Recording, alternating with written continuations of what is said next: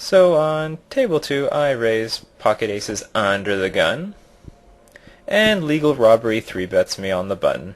He's been playing very straightforward so far, so his range is going to be very strong. I don't expect to see a lot of bluffs. And he 3-bet my under the gun open raise, so it should be something like pocket queens plus and ace king. 4-betting here is standard, but I'm doing it because he has no bluffing range and only a very strong value 3-bet range. So if I 4-bet, I cooler 100% of his 3-bet range. And we get it in against ace king. Now, this hand may look like a cooler to a lot of you, but I assure you, we owned him really hard here. He doesn't even know it, and he would never figure it out either. To give you guys an idea of what I'm talking about, I will use the most extreme example I can think of.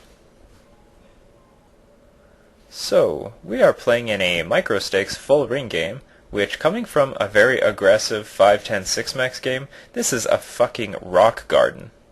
We are a nit that raises under the gun, and it gets folded to the big blind, who is the biggest rock at the table.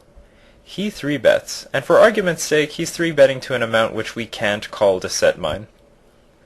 A full ring nit has no bluffs, and the only value hands he will do this with is pocket kings and pocket aces. Obviously, ace, king, and pocket queens is an easy fold if we had it. Now the problem most people have is that by popular belief, you can never fold pocket kings pre-flop for 100 big blinds. It's just standard to go with the hand. But if villain 3-bets and goes broke with kings plus, and we only continue with kings plus, how does anyone make any money? All we do is cooler each other. The only person making money is Howard Lederer, and he's not even in the hand. But what if we folded pocket kings to the 3-bet and only continued with aces? Then we always cooler him when we have aces, and we never get coolered when we have pocket kings. Is that not fucking sick? The only way we can exploit this nit is to raise fold pocket kings under the gun to a single 3-bet. Now, how do we apply this to 6-max? So, legal robbery is 3-betting and getting in queens plus and ace king on the button against the under the gun raiser. Most standard regs under the gun will be like, oh, games are so aggro, just gotta go with queens plus and ace king. Once again, these guys are just coolering each other, and what's the point of that? But remember my pre-flop rules. We are going to raise fold pocket queens and ace king in early position. This way, we are left with a range that crushes their 5-bet shoving range, and this doesn't become a cooler situation at all anymore. Are the gears turning yet? Remember how I want to raise fold ace queen, tens, and jacks on the button to a 3-bet? It's because if we call with roughly the same range a nit 3-bets with, then we'll need to play superior to him if we want to squeeze out any profit with the exact range. But if we fold the weaker end and continue with the stronger end, our equity will be higher on average, which will allow us to play better post-flop because we won't be put in marginal/negative EV spots anymore. Which means profit. There's a hand I skipped earlier that I'm going to show you now. I'm facing an early position raise with ace-king, and this is the most standard call in the world. 3-betting is just retarded, regardless if open raiser was a leg or nit, and I'm calling at every position at the table. The reason for this is probably best explained in this one standard hand that almost everyone, one time or another, has been put into. Alright, it's been folded to some standard tag that you don't really get involved with that much. He raises the button, and you have jacks in the big blind, so you 3-bet because, fuck, jacks is a big hand. 100 big blinds deep, the reg calls, and the flop comes dry and low. You make a standard continuation bet, because that's what people do, they make standard continuation bets. He calls. The turn is a 10, and suddenly you have this sinking feeling.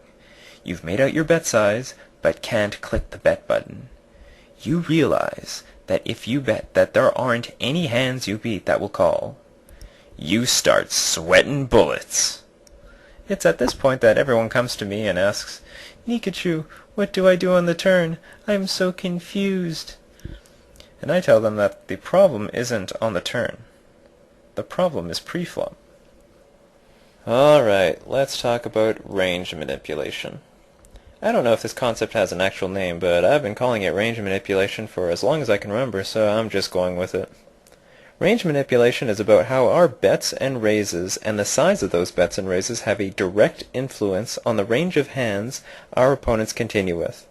You hear all that crap around in the forums about not 3-betting ace-jack preflop so we can keep weaker aces in and garbage like that?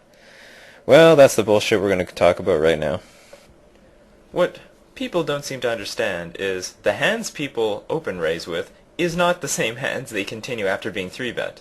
So, if you have ace-king in the blinds facing an under-the-gun raise, it doesn't really matter if he's a nit or a leg. Your 3-bet will look very, very strong, and he will only continue with the top of his range. Even 10s plus ace-queen plus is way too generous for under-the-gun versus the blinds. It's a lot more like queens plus and ace-king, which we're crushed against. We end up setting ace-king on fire. Alright, time out for a second. I just want you guys to be aware that if you face a lot of heat from your early position raises, that alarm bells should go off. These fucking seats are danger zones. If you're under the gun or middle position getting a lot of money in pre-flop against the blinds, or if you're in the blinds getting a lot of money in against under the gun or middle position, then expect a range of queens plus and ace-king. For both sides. Whenever I see someone show up with ace-king here pre-flop, it makes my eyes bleed. It pains me to hear people call it a cooler. A lot of pros will 3-bet ace-king in the blinds and get called in early position.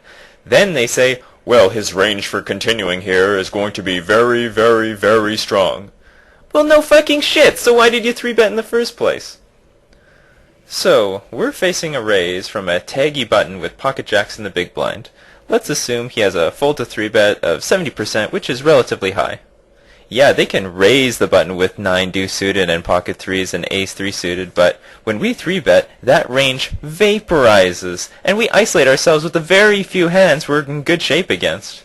His calling range won't even have ace-king, which means we're doing even worse post-flop. And against me, if they 3-bet a range of 5%, they will manipulate my range to the tightest possible and set their pocket jacks on fire. Can you see how playing so tight to 3-bets makes it a mistake for them to 3-bet these hands? The same is for you. The fate effect just never gets old.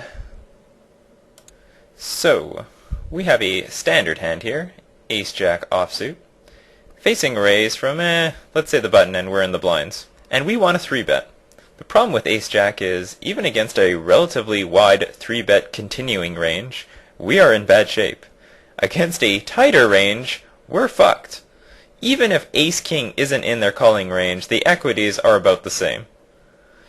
But notice that if I replace ace-jack with ace-4 offsuit, it's basically the same equity. And that's because we turned ace-jack into a bluff. So let's talk about this for a second. So, whenever I want to 3-bet any hand, I'm always asking myself, can villain call with worse? Can villain 4-bet with worse, like 4-bet bluff? When I want to 3-bet ace-jack, ace-queen, ace-king, worse hands that can call can include small pocket pairs like pocket 4s, 5s, 6s, and 7s, because they will play like dog shit post-flop. It will be impossible to avoid overcards, and seldom will they flop a set. If you know villain calls with a lot of pocket pairs, it would be wise to double barrel a lot of single high card flops. So let's say we realize they can't call or 4-bet with worse. Then we should immediately consider calling. It is such a waste to 3-bet, say, ace-jack or ace-queen because we think 3-betting is immediately profitable. If villain's 3-bet continuing range is so tight, then we should be 3-betting more polarized, like 3-bet aces and kings, and then air, like ace-4 offsuit and ace-4 suited. And call with ace-queen so we can make the most of our entire range of hands we play with. So, if I think 3-betting turns my hand into a bluff, I immediately consider calling. Now let's say villain can't call or 4-bet a 3-bet with worse, and we can't call his raise either. Maybe villain is too tough in position on the button, and we're in the blinds with ace-jack. Or maybe we have ace-10 offsuit on the button facing an under-the-gun raise. Now it's okay to 3-bet bluff with our hand because calling wasn't profitable anyway. Of course you always have the option to fold pre-flop.